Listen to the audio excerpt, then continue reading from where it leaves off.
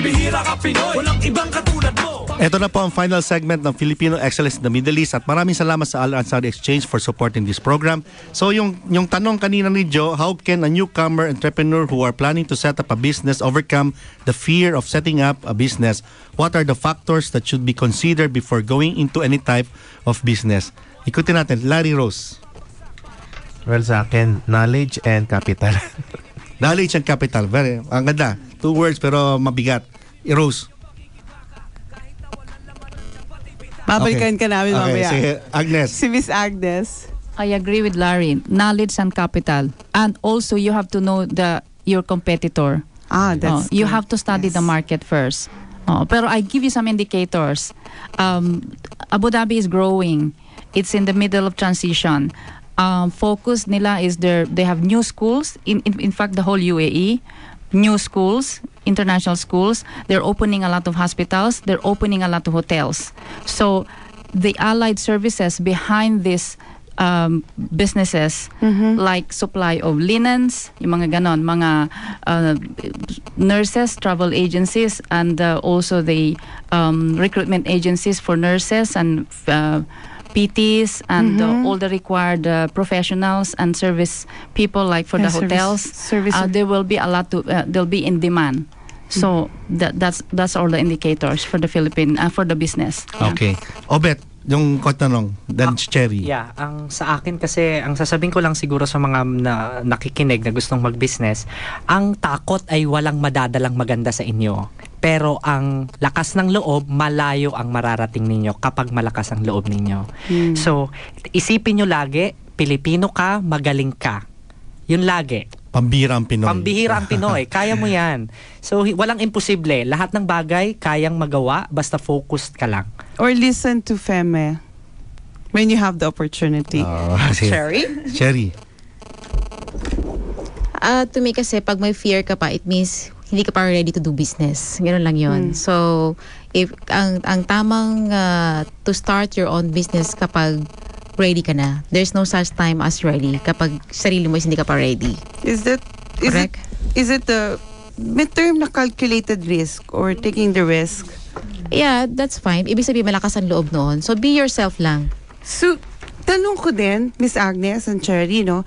Ang ganito ba, entrepreneur, dapat ba mas mataas ang EQ versus IQ? Emotional quotient. Pareho. Panlaban. Pareho eh. Balance dapat. Yeah. Okay. Sige, mag-final message na tayo because we have 10 minutes to go. Sinong gusto mag-volunteer mauna? Final message? Bet, you want to start? Final message, pwedeng about the film festival. Whatever, just your final message. That's your right. Anong message yung pwede mong iiwan? Okay. This film festival, ang huling message na bibigay ko, nalimutan namin sabihin na may darating pong mga artista mula sa Pilipinas. Si Soxy Topacio and Boots Anson Roa sa film festival. Magkakaroon sila ng mga workshop. You can follow us sa Twitter and Facebook namin. You can like us sa aming Facebook account na kitschmovies.com para makakuha kayo ng mga free movies hindi lang para sa Philippine Film Festival, para din sa mga Hollywood movies na premiere screening. Mag-log on kayo sa kitschmovies.com. Maraming salamat, Art and Elle. May gusto kong batiin yung mga kasama mo? Yes. Yung mga naghatid sa inyo dito? Yes, ang aking mga kasama from Dubai Marina, si Jake, si Arlene, and si Vlad. Okay. So, but gusto ko marinig, ano yung pwede mong iwanan sa ating mga tagapakinig ngayon na nagpuyat? Bilang entrepreneur. Bilang entrepreneur. Kanina, napakataray mong magsabi na huwag matakot. Okay? Para kang Sinora Honor. Huwag talagang matakot. Sige. Okay, so ulitin mo yan. Ano ang mensahe mo sa kanila? Ang mensahe ko is, wala sa edad yan. Wala sa experience yan. Nasa paniniwala yan sa sarili. Even nga ang edukasyon ay hindi isang bagay para makapagsabi na magiging successful ka. Ang common ground ng mga businessman, lahat sila ay malalakas ang loob at may tiwala sa kanilang sarili. So lahat ng ibang bagay na about the person, walang kwenta yan. Basta malakas ang loob mo at alam mong kakayanin mo, alam mong paninindigan mo. And you have to always look forward. Laging ang tingin diretso. You have to set goals and at the same time, wag ka nang lilingon. be focused. Sabi nga ni Senator Miriam Defensor Santiago, if you want something, concentrate. Yun lang, imposibleng hindi mo makukuha yan if you focus and if you concentrate. So I think yun yung iiwang kong mensahe para sa lahat, na concentrate and believe in yourself. Pilipino ka, magaling ka. Galing. I concur to that. Galing. Sige, sino ang sunod? Volunteer? Rose.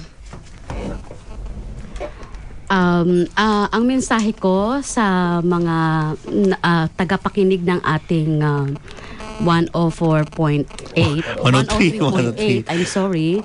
-1. Okay lang. Okay. Sa akin, be straight. Huwag kang manloloko ng tao. Yan ang unang-una. Dahil kung ikaw manloloko ng tao, ang business hindi mag-grow. And you have to, you have to love your staff, especially. Kasi dahil sa kanila, kaya ka kumikita, kaya nag-grow ang business mo. And, love yourself too. Thank you. Okay. Thank you, Rose. Tinyo. Larry? Tinyo? Pwede ba mag-plug ng ano? Sige. Final message. Okay. Bago mag-final message, i-ano ko lang yung Mega World Roadshow namin sa Friday sa Abu Dhabi, Rotana, near Abu Dhabi Mall. 5 to 9 p.m. Sige. That is this Friday na po. Sige. Final, anong message mo sa gusto maging entrepreneur? Okay, kailangan sa business meron kang passion, and if you have a passion, mawawala lahat ng fears mo, and then you have to do hard work, and once you have planted the seed, then there will be time to reap the fruits of your labor. Galing. Thank you. Oo. Parang biblical verse yun. Agnes, final message? My final message to the Filipinos in the UAE and all around the world is that be confident, be brave. Just be confident. Believe in yourself. You can do it. You've got the edge. You're very well educated. You've got the edge over competitors. Go for it. Be confident. That's it. Thank you very much, Agnes Briggs. Last but not the least, Cherry Acosta. Pahabol lang uli. Sige, go. Gusto ko lang i-plug yung Cybertech Karaoke. Available na po siya sa lahat ng, across UAE. Plugins, lahat ng outlet ng plugins, Sharaf, Costless, at saka Emax. Okay. At meron kaming promotion ngayon for every purchase of our new 980 Ti, meron kayong free wireless microphone. Okay. Okay. Thank you. My final message sa mga kababayan natin, to be an entrepreneur, aside from having the startup capital, one has to have the courage, passion, determination, and positive attitude. Kasi that's very important. And trust yourself. Be yourself. Yun lang. And faith in God. Amen. Thank you. Thank you very much. Ikaw, El, anong final message mo? Dapat maniwala ka sa Panginoon at dahil naniniwala ka sa Kanya, maniwala ka sa sarili mo. And hard work. At lahat ng sinabi nila, tama yan. Get the positive, okay? So maraming salamat. I'll go ahead with thanking them. Maraming salamat. Isa-isahin ko si Obet, si Lucy. Magkikita ulit tayo. Si Larry, Rose, okay?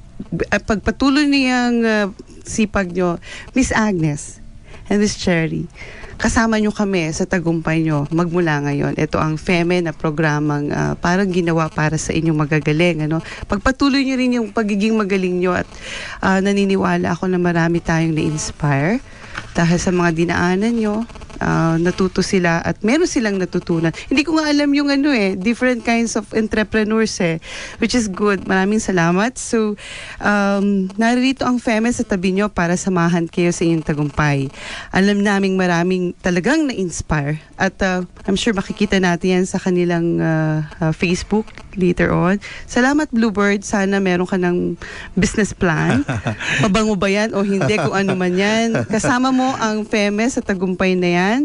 At sa mga loyal listeners natin, Feme Partners, Feme Mentors, Feme Supporters at Feme Advocates sa buong mundo. Huwag aksayihin ang buhay at panahon. Patuloy tayo sa pag-unlad ng kaisipan at kalooban.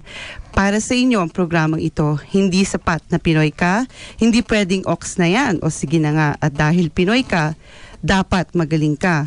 Hindi na dapat maging tahimik, feeling maliit o mahiyain. May sinabi ka kasi Pinoy ka. Mahusay at magaling. May puwang ka sa mundong ito para maging isang Filipino excellent. Ito po si El. Salamat sa inyo and God bless. Congratulations pala to the 12 organizations elected to the Governing Council of PhilCom. So sa darating pong program natin, which is 2 weeks from now, October 4, yung top 4 officials na Governing Council ng PhilCom, sila po magiging guest. So yung mga tagapakinig, malalaman nila ano yung programa ng PhilCom sa kanila. May pahabol ba? May pahabol lang. Sige. Na-mention din sa akin to, yung mga kasambahay na nakikinig ngayon, actually meron silang libreng, oo. Maybe you can mention sige, Cherry. that. That's Oo, on pahabol Friday. lang kasi nag-text sa akin si Cookie. Okay. Oo. Para doon sa gustong matuto ng how to set up business, other courses like yung photography, Sige, yun. May Arabic. Arabic din classes, that's for free. Nag-o-offer po yung Tropa for free sa different courses namin. Pero yung iba naman, may mga minimal charges lang kaming china-charge, but affordable naman siya. So, paano makontak yung tropa? Tropa, you can contact si Cookie at this number 050 Okay. 508-7482. Ulitin natin. 050 508 7482, or meron din kaming website, Yes, pakisabi na lang. www.tropa.com. Okay, sige. Oo.